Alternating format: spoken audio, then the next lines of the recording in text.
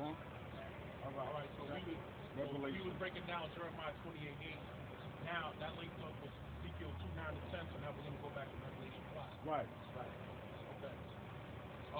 Want me to start from the top again? Right. Start from the top. Okay. Revelation 5:1. Right. And I saw in the right hand of him that sat on the throne a book written within, and on the back side sealed with 7 seals. And I saw a strong angel proclaiming with a loud voice, "Who is worthy to open the book and to loose the seals thereof?" Who is worthy to open the book and loose the seals? Nah, Israelite. Israelite. That's who we are, brother. What's your nationality? What's your nationality? Puerto Rican. Oh, all right. You're one of us. In the Bible, you would be from the tribe of Ephraim. Right. The All right. Ricans, Well, I thought y'all was Muslim. No. We Hebrew Israelites, like the blacks, Latinos, Native Americans, of Negro and Indian descent.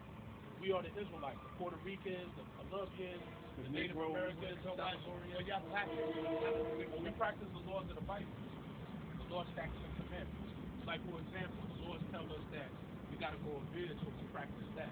You know, we keep the Sabbath, we practice that. You know what I'm saying? We don't sleep with another man's wife, we practice that.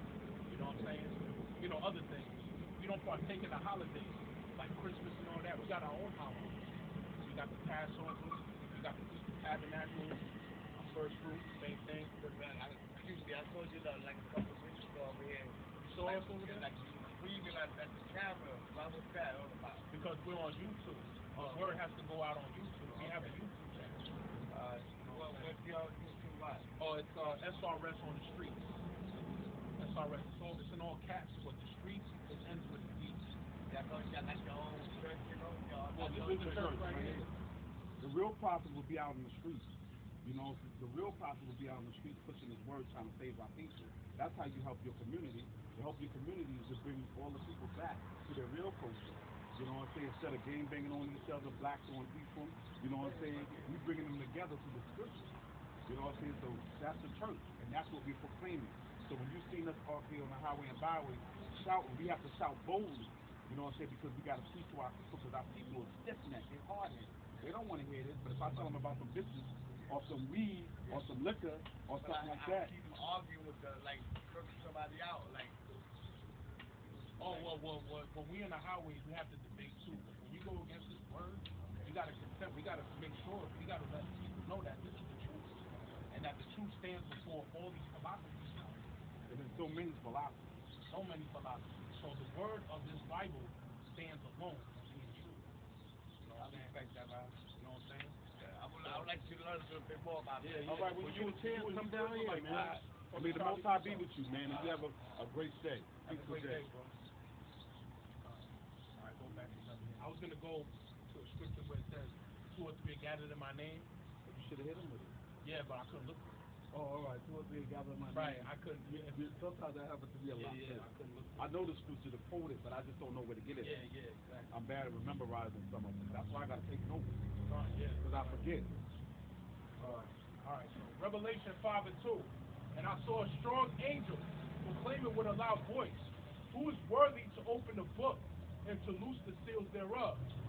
And no man in heaven, nor in earth, neither under the earth, was able to open the book, neither to look thereon. And I wept much, because no man was found worthy to open and to read the book." So no man was worthy to open the book. You know what I'm saying? No man was worthy to open the book. So he said he wept much. And who is that talking to? Who's speaking in this context anyway? That's what we have to first get understanding of. John the Revelator is speaking in this context. I believe when he got a vision, or he fell into a deep dream on the Isles of Patmos. Right. Okay? Which was written 2,000 years ago. Right. Around 2,000 years ago. That's right. around 2,000 years but ago. like a little more than 2,000 years ago. Because that happened around like 100 AD or right. like 90 AD. Right. You know what I'm saying? And really, John the Revelator, he survived the longest out of all the disciples. He was the last one to survive because he wrote the book of John. He wrote 1 John, 2 John, 3 John, and he wrote Revelation. Right.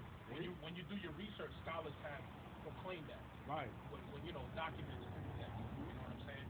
So John the Revelator, he's a heavy you know, the Lord was dealing with him heavy because he was dealing with these visions. Right. You know what I'm saying? And let me just add something real quick to that for edification. When you see all these Israelites on the highways and byways preaching out on the highways and byways, wherever we at in the four corners, this is not really a fast.